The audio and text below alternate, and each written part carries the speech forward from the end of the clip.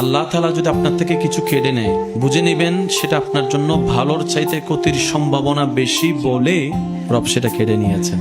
রব দেখছে আমার বান্দা থেকে যদি এটা আমি কেড়ে নিই, সে কষ্ট পাবে 2 বছর, কিন্তু এটা যদি বান্দার কাছে থেকে যায় কষ্ট পাবে আজীবন।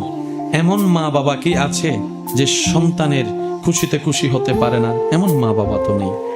তা আমরা মা বাবা যারা আছে, সন্তানের মা বাবা, এই সন্তানের মা বাবারা সব সময় চেষ্টা করে সন্তানের ইচ্ছাগুলো পূরণ করার জন্য।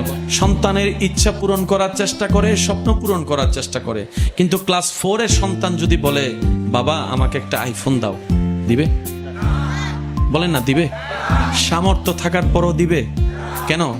মা বাবার জ্ঞান বলছে এটা তার লাভের চাইতে রব্বুল আলামিন তার চাইতে বেশি ভালোবাসে। মা বাবা আমাকে যতটুকু আপনাকে যতটুকু ভালোবাসে, এই জিনিসটা আপনার আমার একটু বোঝা দরকার। রব সেটাই দেয়, সেটা বান্দার জন্য, যেটা বান্দার জন্য কল্যাণ।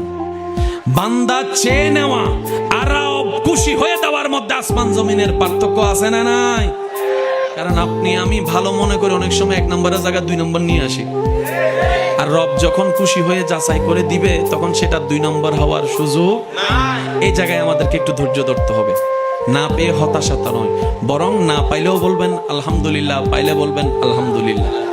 দেখবেন আল্লাহ আপনার জন্য ভালো যেটা সব